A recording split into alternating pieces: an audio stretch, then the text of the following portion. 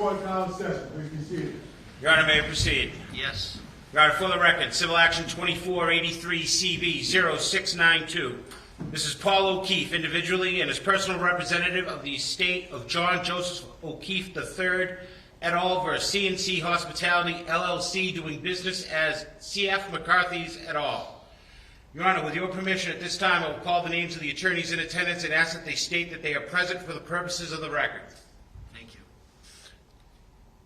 Attorney Brillahante. Present, Your Honor. Attorney Horwitz. Present.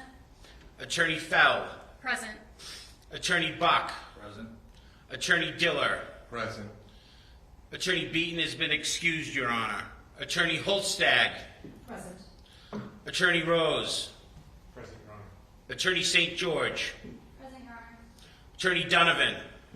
Present, Your Honor. Attorney Deely. Present, Your Honor. Attorney McCaffrey. Present, Your Honor. Attorney Hassett. Present, Your Honor. Attorney Maravellis. Present, Your Honor. Attorney Shipley has been excused. Attorney Tang. Present, Your Honor. Attorney Bell.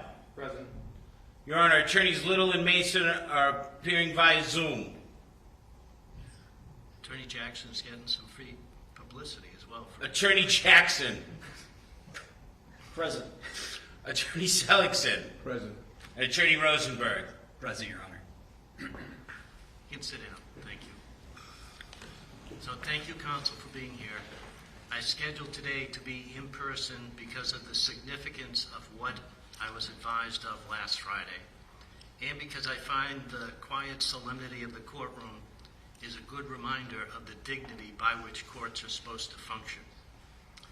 One commenter describes how every high-profile case now unfolds in two arenas, one governed by procedure and precedent, and the other by pixels, edits, and algorithms, and how the courtroom has become content and the law has become a spectacle.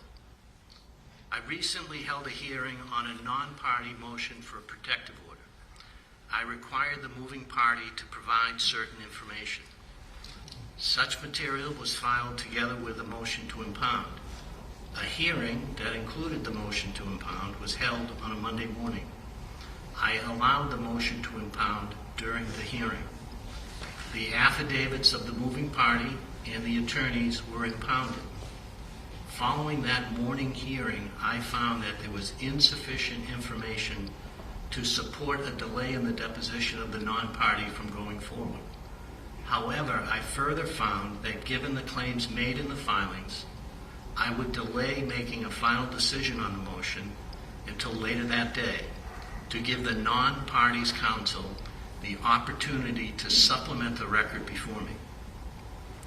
I scheduled the matter for further hearing that afternoon at 4:15 with the expectation that there would be additional filings.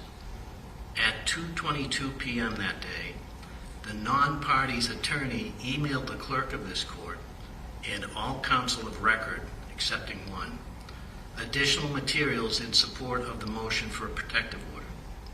The filing included a motion to impound additional materials.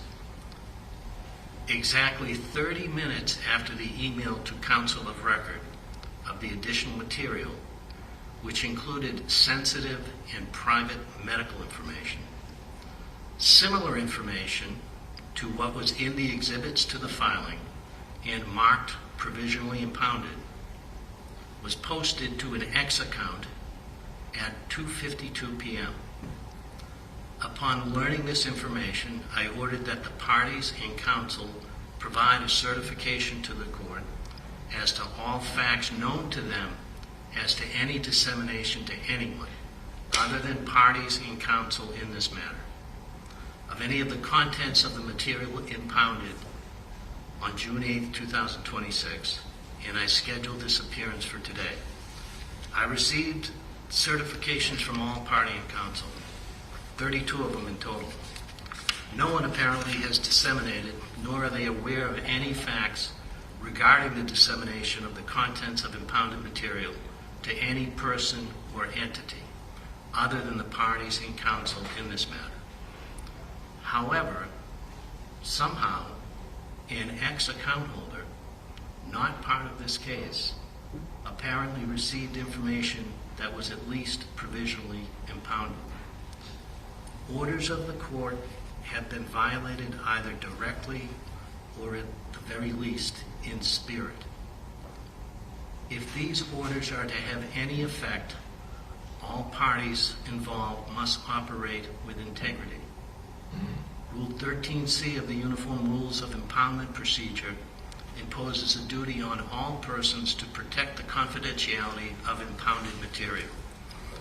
Additionally, Rule 3.6 of the Rules of Professional Conduct prohibits lawyers from making extrajudicial statements that they know or reasonably should know will be disseminated by means of public communication and will have a substantial likelihood of materially prejudicing an adjudicative proceeding.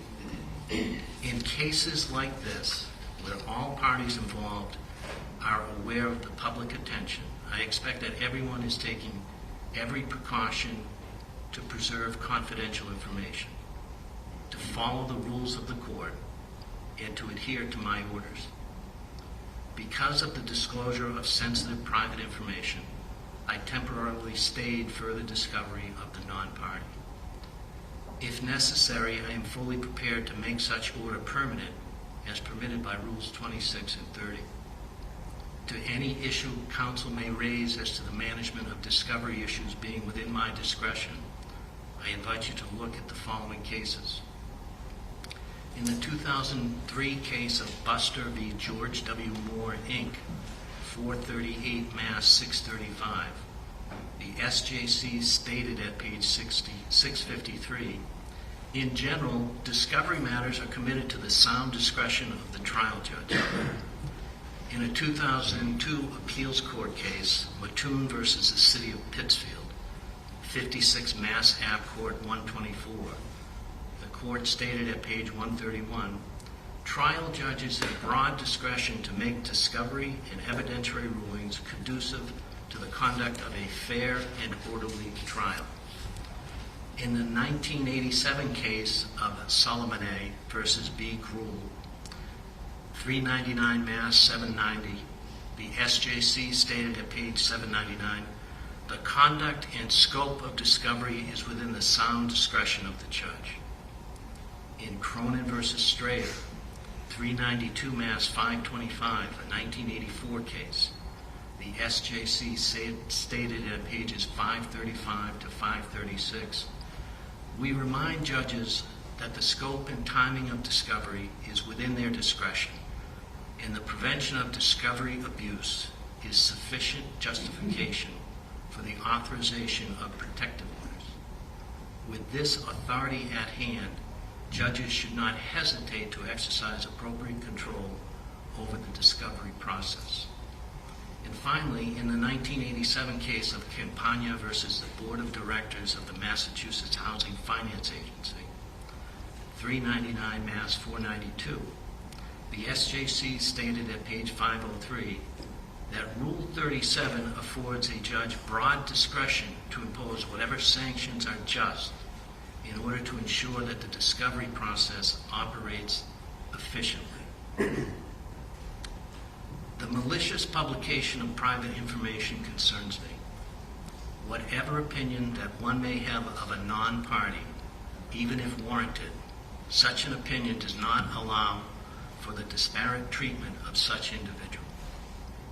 All people deserve fair and equal treatment in our system of justice, regardless of any personal characteristic, as abhorrent as some of them may be.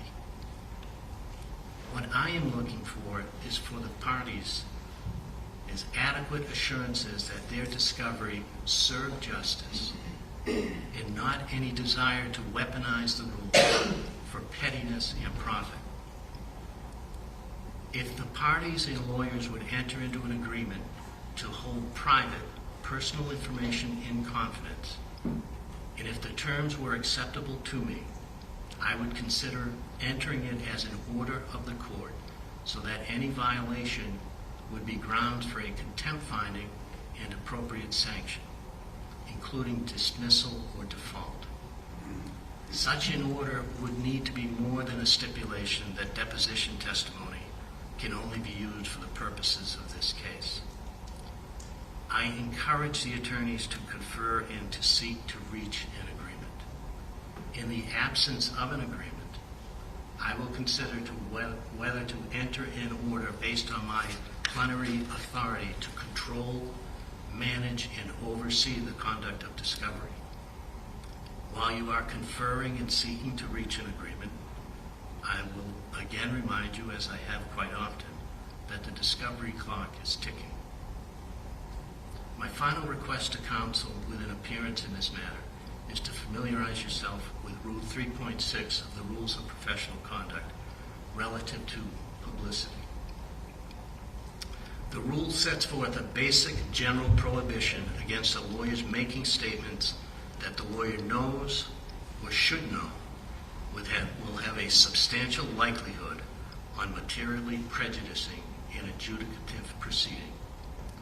The rule applies to lawyers who are or have been involved in the investigation or litigation of a case and their associates. As the comment to the rule notes, it is difficult to strike a balance between protecting the right to a fair trial and safeguarding the right of free expression. However, preserving the right to a fair trial for everyone necessarily entails some curtailment of information that may be disseminated prior to trial, especially where trial by jury is involved. If there were no such limits, the result would be the practical nullification of the protective effect of the rules of forensic decorum and the exclusionary rules of evidence. The rule takes into consideration that the public has a legitimate interest in the conduct of judicial proceedings, particularly in matters of general public concern. However, I'm not so sure that churning the waters to generate social media coverage necessarily can result in a legitimate interest in the conduct of judicial proceedings. Read the rule, especially if you have never done so, adhere to it, or be ready to face the consequences for failing to do so. I remind counsel of what one commentator called the quiet expectation of fairness that we have as citizens. Such expectation is based on the framework the founders of our country built 250 years ago and trusted future generations to maintain. Counsel, do your part to maintain the quiet expectation of fairness. Do not succumb to the attraction of seeking to influence this case through social media. Be what a trial lawyer should be, one that tries their case in the courtroom. And remember the provisions of General Laws, Chapter 221, Section 28, relative to the oath of office for an attorney in Massachusetts, which provides, in part, I solemnly swear that I will do no falsehood. I will delay no man for lucre or malice, but I will conduct myself in the office of an attorney within the courts according to the best of my knowledge and discretion, and with all good fidelity, as well to the courts as my clients. So help me God. I wish all of you a happy 4th of July on the anniversary of our America's 250-year-old democracy. May it continue to succeed with all of us working to maintain the rule of law. Thank you. Court, you all right. For the record, this matter is continued to July 10th, 2026 at 2 p.m. for hearing on motions to compel the criminal fourth session. Court stands in recess. There's no opportunity to be heard? There obviously no opportunity to be heard. I was unaware. I'm just covering for Clerk Donovan today. Is there an opportunity before everybody departs to let the judge know that we would like to be heard? I absolutely